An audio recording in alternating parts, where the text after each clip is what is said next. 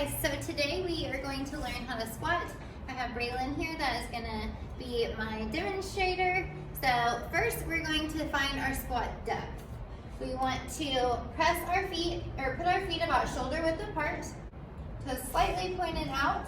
We're going to puff our chest out, tighten our core, squeeze our glutes, squat down, and find our depth and our positioning of our squat. We're going to press up through the hips, press up through your hips, up, and press up. Good. And again, press all one motion on the way up. Press up hips first. Good. So now we're going to get her underneath the bar. Let's put the bar just right where her trap muscles are at. If she's going to lift her elbows up a tiny bit, and that's going to make a shelf there for her bar. Lift, take 2 steps back, same foot positioning, toes slightly out. She's going to puff her chest out, tight core, and squat. All the way down to depth and up to the hips, just like that. So sometimes in the squat, we can have some issues with, go ahead and set yourself and squat down. So we have issues with squat, or rise up, your knees caving in like this. And a lot of the times it's just because we're not thinking about focusing on driving our legs out on the way up and out on the way down. And back up.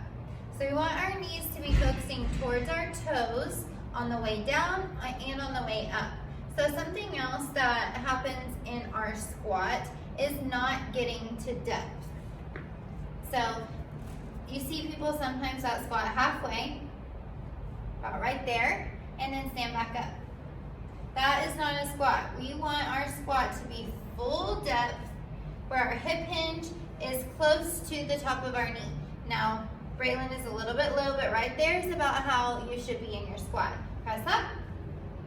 Okay, notice her foot is fully flat on the ground. We don't want to go up on our toes, and we don't want our toes to come up where we go up on our heels. We want our whole entire foot pushed into the ground, gripping the ground with our toes and torquing them out.